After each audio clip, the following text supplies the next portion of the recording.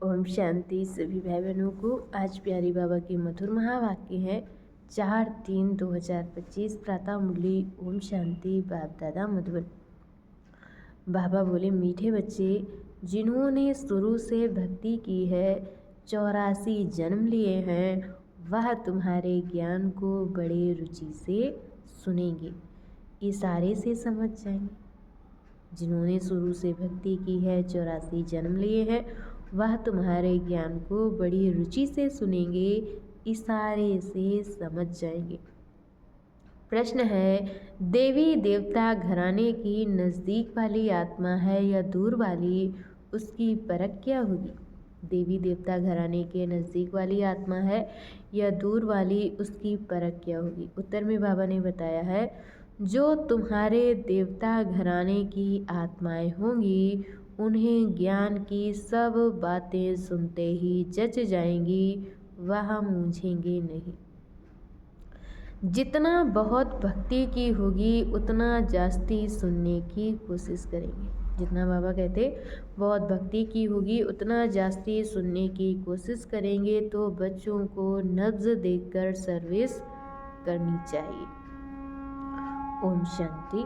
रूहानी बाप बैठ रूहानी बच्चों को समझाते हैं। यह तो बच्चे समझ गए, रूहानी बाप है निराकार। ये तो बच्चे समझ गए कि रूहानी बाप है निराकार। इस शरीर द्वारा बैठ समझाते हैं। हम आत्मा भी निराकार है, इस शरीर से सुनते हैं। और हम आत्मा भी निराकार है, इस शरीर से सुनते हैं। तो अब दो बाप इकट्ठे हैं ना। बच्चे जानते हैं दोनों बाबा यहाँ हैं। बच्चे जानते हैं कि दोनों बाबा यहाँ हैं। तीसरे बाप को जानते हो, परंतु उनसे फिर भी ये अच्छा है। बाबा कहते तीसरे बाप को तो जानते हो, परंतु उनसे फिर भी ये अच्छा है, इनसे फिर वह अच्छा नंबर वार तो है ना।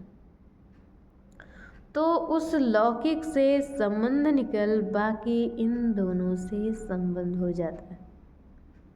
इन लौकिक से संबंध निकल, बाबा कहते बाकी इन दोनों से संबंध हो जाता है, अर्थात लौकिक और पारलौकिक से संबंध हो जाता है।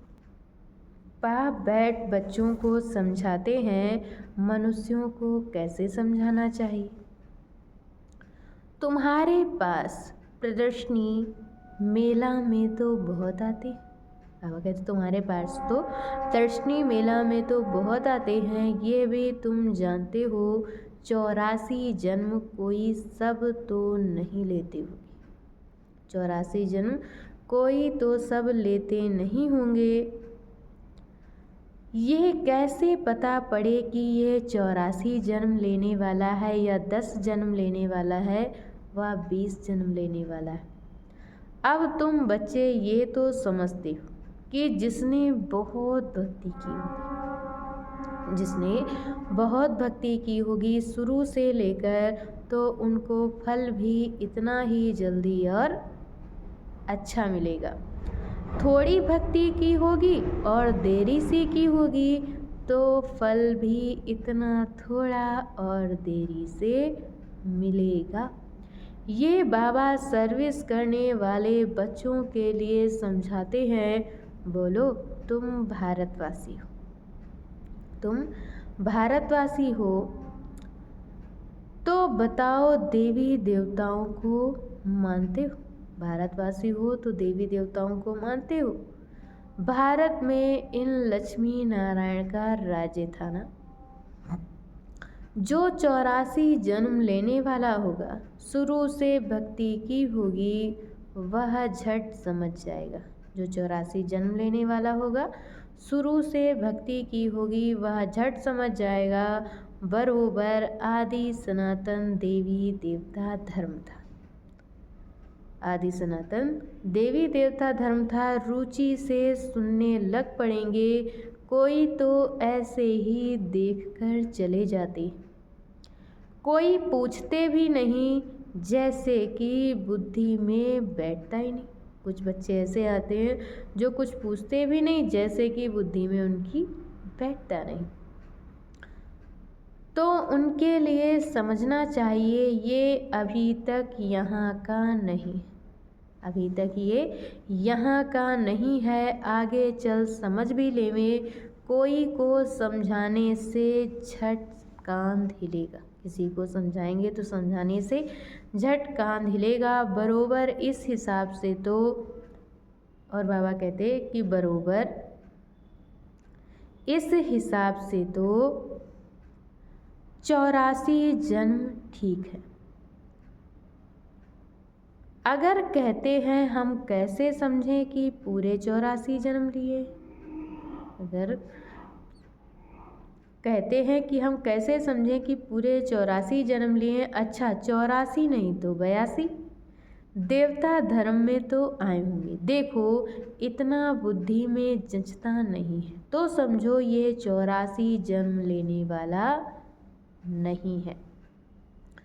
दूर वाले कम सुनेंगे, जो दूर वाले होंगे बाबा कहते वो कम सुनेंगे। जितनी बहुत भक्ति की होगी वह जास्ती सुनने की कोशिश करेंगे, झट समझ जाएंगे। कम समझता है तो समझो ये देरी से आने वाला है। जो कम समझता है बाबा कहते उसे समझो कि यह देरी से आने वाला है। भक्ति भी देरी से की होगी। बहुत भक्ति करने वाला इशारे से समझ जाएगा। जिसने बहुत भक्ति की होगी बाबा कहते वो इशारे से समझ जाएगा। ड्रामा रिपीट तो होता है ना, सारा भक्ति पर मदार है। सारा बाबा कहते भक्ति पर मदार है। अच्छा मीठे मीठे सिकिलधे बच्चों प्रति माता पिता बाप दादा का याद प्यार और गुड मॉर्निंग। रूहानी बाप की रूहानी बच्चों को नमस्ते। हम रूहानी बच्चों की तरफ से रूहानी माता पिता बाप दादा को याद प्यार नमस्ते, ओम शांति, गुड मॉर्निंग, शुक्रिया बाबा शुक्रिया। और आज बाबा ने हम बच्चों को मुरली में धारण करने के लिए मुख्य सार दिया है। पहला पॉइंट, इस ड्रामा को यथार्थ रीति समझ माया के बंधनों से मुक्त होना है। इस ड्रामा को यथार्थ रीति समझ माया के बंधनों से मुक्त होना है। स्वयं को अकाल मूर्त आत्मा समझ बाप को याद कर पावन बनना है। और दूसरे पॉइंट में बाबा ने बताया है सच्चा सच्चा पैगंबर और मैसेंजर बन सबको शांति धाम सुख धाम का रास्ता बताना है। सच्चा सच्चा पैगंबर और मैसेंजर बन सबको शांति धाम सुख धाम का रास्ता बताना है। इस कल्याणकारी संगम युग पर सभी आत्माओं का कल्याण करना है। और आज बाबा ने हम बच्चों को वरदान दिया है, बाप और सेवा की स्मृति से एक रस स्थिति का अनुभव करने वाले सर्व आकर्षण मुक्त भव।